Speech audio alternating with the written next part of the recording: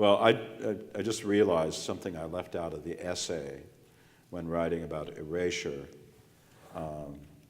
because Jim uses erasure both to eliminate and uses similar tools to add tone or texture. Yeah.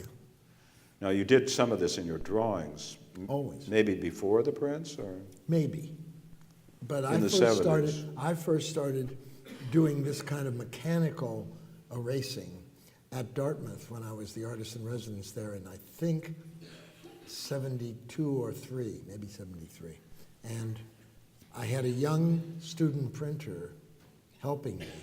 And so I wasn't going against a grain, anybody's grain, you know. He was eager to learn too with me. And we went to the metalworking department, and I said, how do you do this? How do you take off a line like this? And they introduced me to die grinders and things that took the burr off metal. And I realized you could draw with it too. You know, I often draw with electric tools. There's a few owls that I drew at Zines with a chainsaw, because Right, I still find that improbable, well, looking at the print. But it was dangerous, but it wasn't improbable. yeah. You know, because you just skidded it down the copper plate. It was like it kept bouncing back at It you. made wonderful feathers. Yeah. Exactly. It was the perfect feather. The stuttering line. Yeah.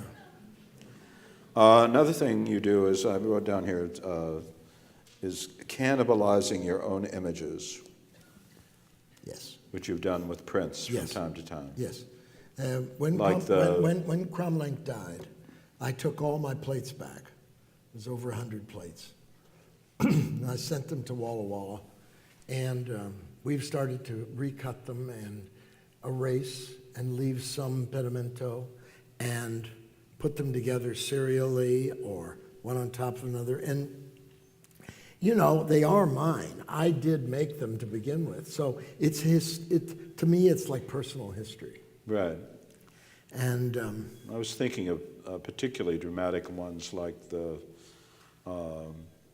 Woman on Fire in Vienna. Woman on Fire in Vienna, or one called Two Old Bathers, which also has the Woman on Fire in Vienna and a new etching next to it.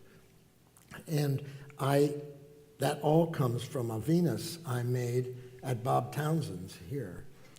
Right, was that Rise Up Solitude? Rise Up Solitude, and then Zine. And then she becomes the Venus. Yeah, Zine cut the Venus out for me, or Yeah. I did with a Yeah. jigsaw, and then we printed it again.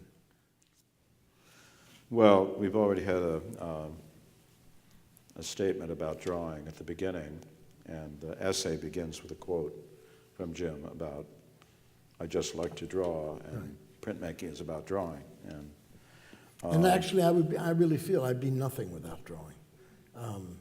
It took me a long time to harness my hand and my heart in a way. I mean, to make it do what I wanted to do.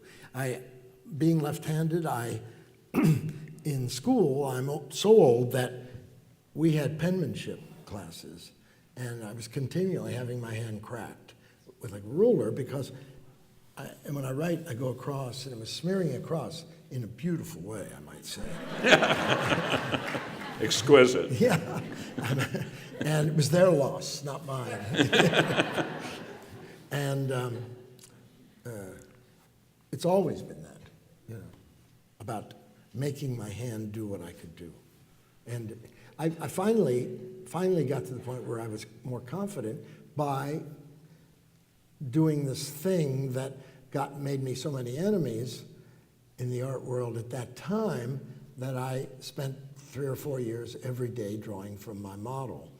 And which, believe it or not, in the 70s was considered extremely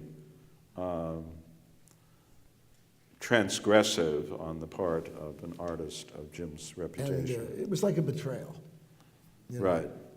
And yet, Forget it. I mean, really. 15, 20 years ago, we heard in the Times about the excitement about certain hot young artists in New York who were drawing from the model in the age of pluralism. you know. Well, but what it did for me was it just taught me to see better and to look harder and to focus my concentration.